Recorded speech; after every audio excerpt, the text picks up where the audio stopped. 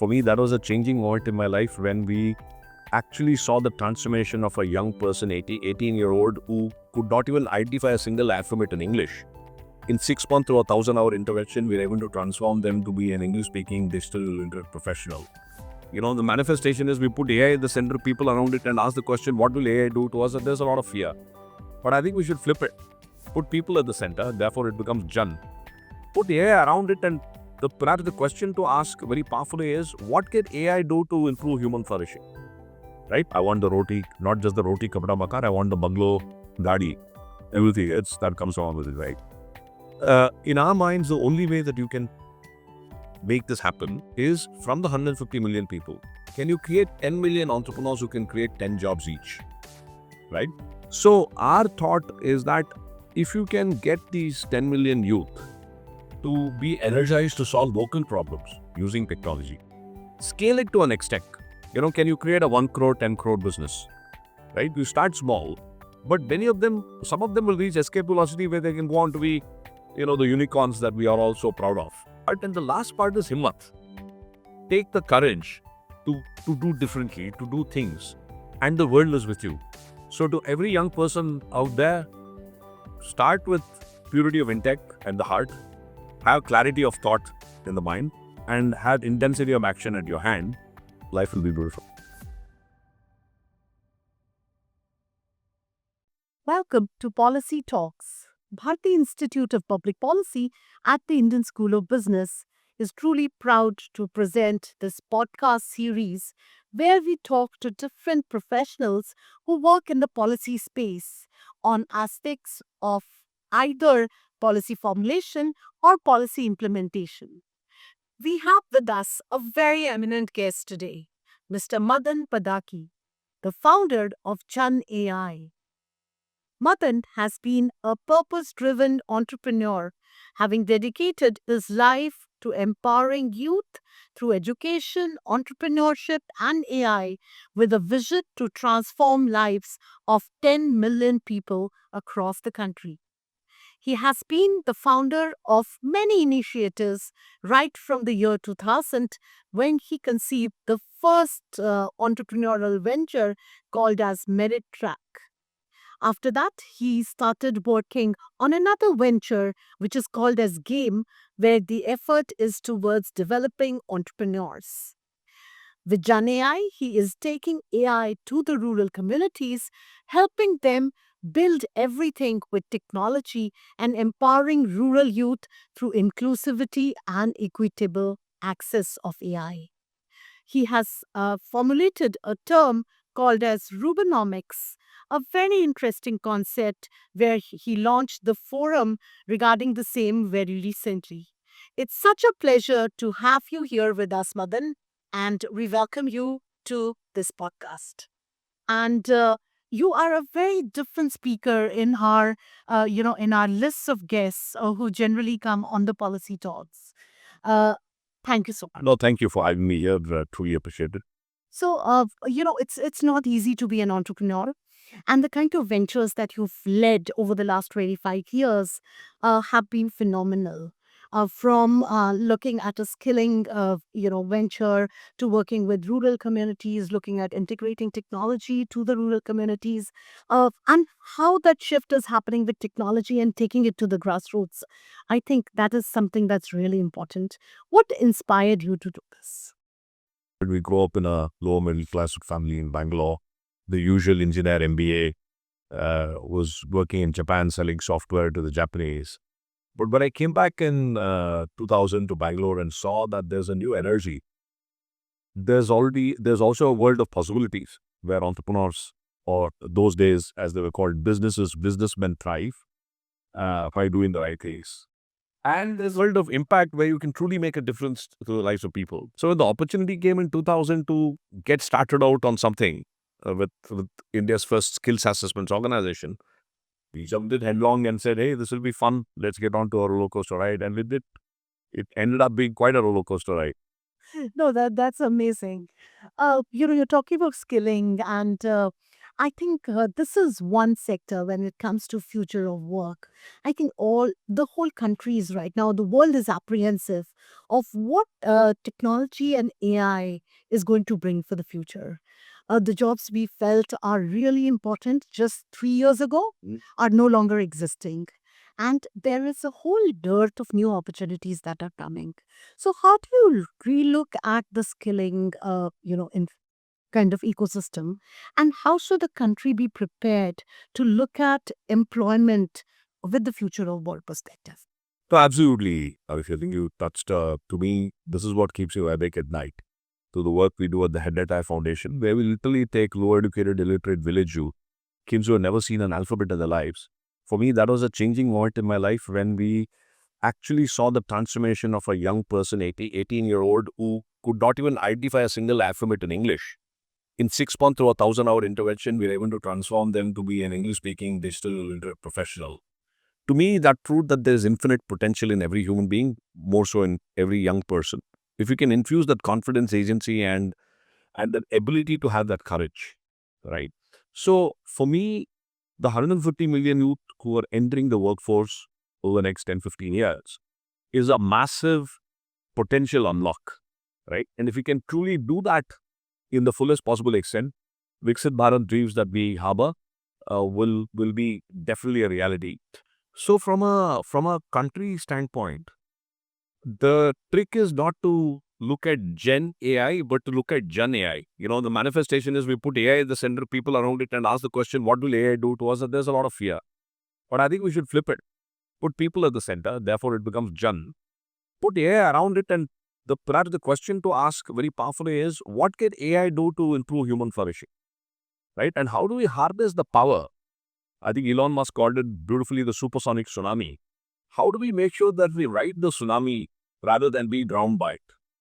I think the choice is with us, and the choices with the policies we make, the decisions we take, and the way we take it to the last mile. To me, a lot of things fail at the last mile. That's where the rubber meets the road. If we can truly make Gandhiji's dream come alive of Sarvodaya and Antyodaya and Purna Swaraj to our villages, to me, AI, if perhaps Gandhiji was alive today, he would have probably looked at AI as the new digital charka. Very well said. Very well said. Absolutely. And you have touched upon a very important aspect, and that is inclusive and equitable AI. But how inclusive AI is today in actual, and where do we need to go? Yeah. See, as I was saying, right, we need to go to ground zero. And to me, ground zero are the 750,000 villages. What we are now trying to do through Gen AI is, how do you conceptualize an AI-ready village, right? And we are saying there are 5 layers that should come. Layer 1 is everybody aware of AI, right? Like how today everybody knows what is WhatsApp, that you could type and get a message and share a photo or whatever. Can there be a basic awareness? Do you also know how AI can be harmful? So do you know that somebody can do a deep fake, etc., etc.? So there's a basic awareness layer. Second, I think, is the most critical layer.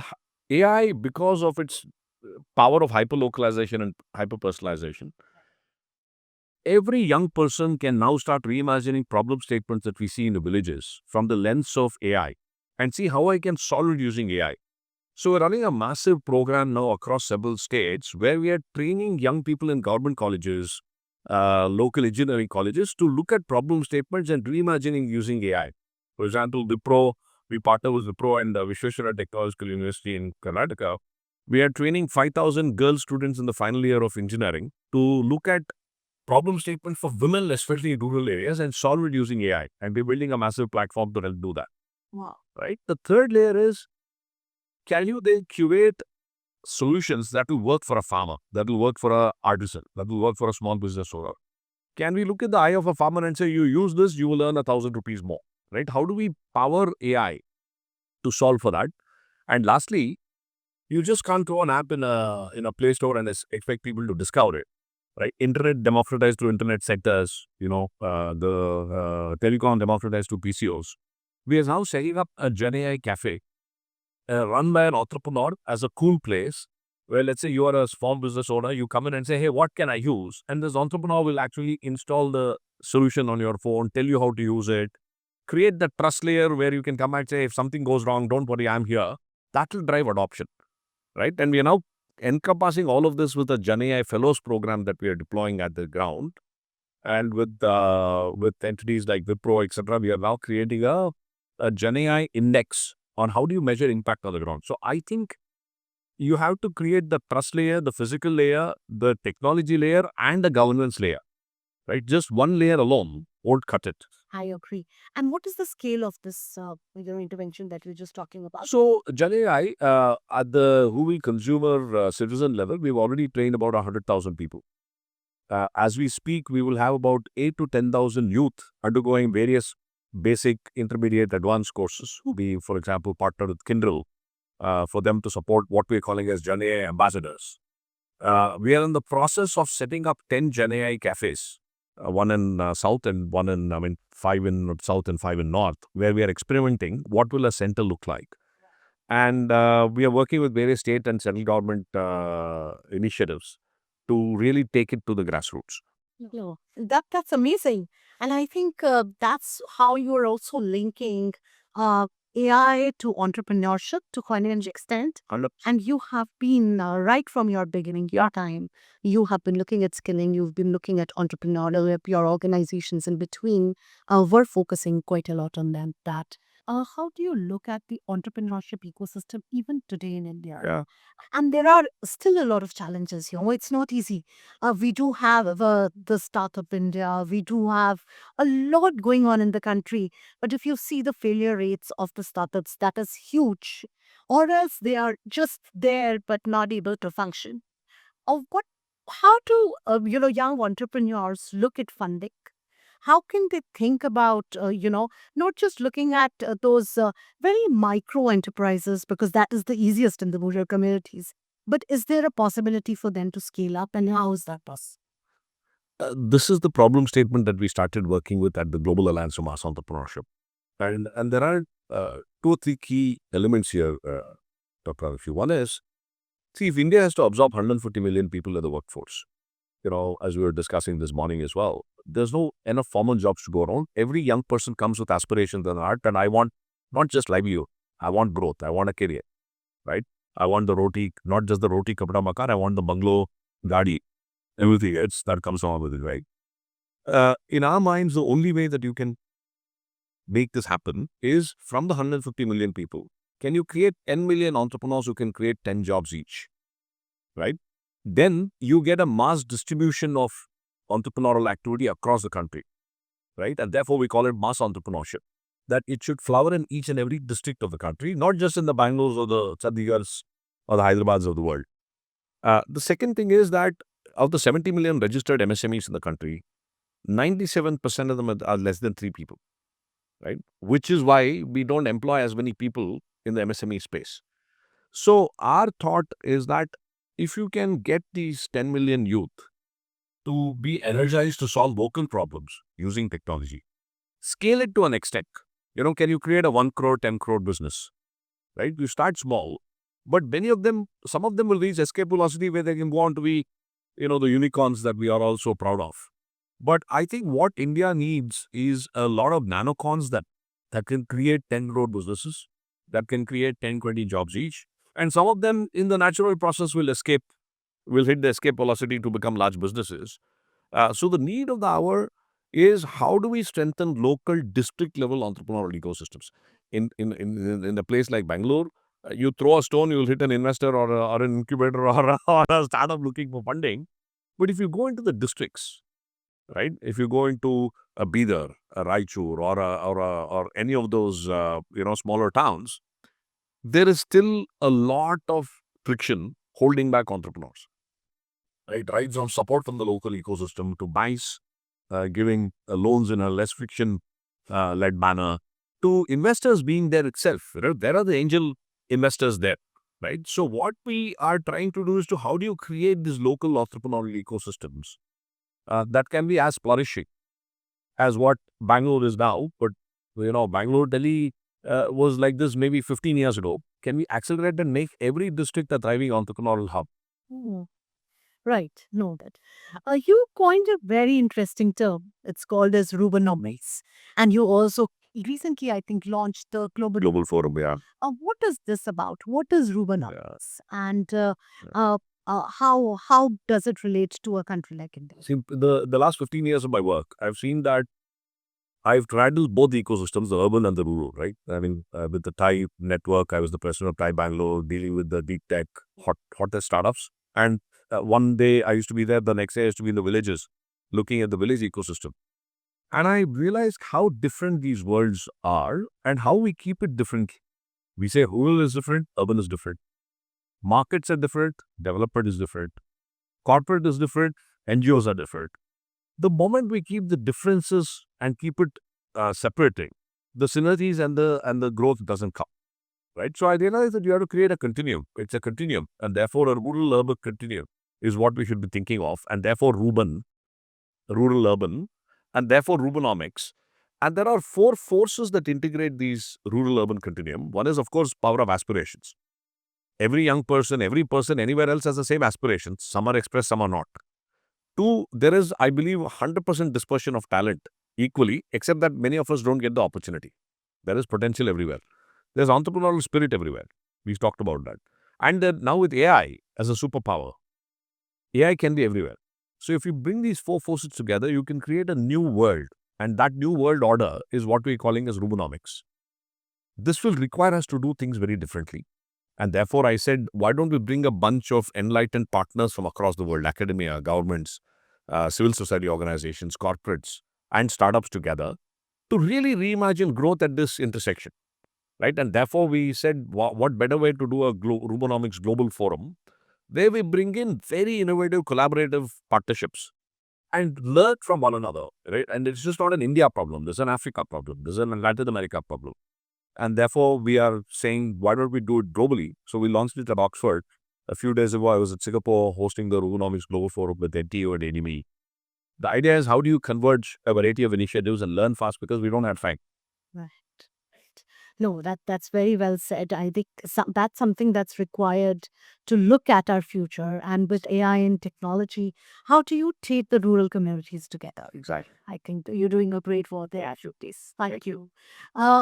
The last question to you would be regarding your message to be aspiring entrepreneurs. There is a lot of youth at this point of time. People are still looking for jobs.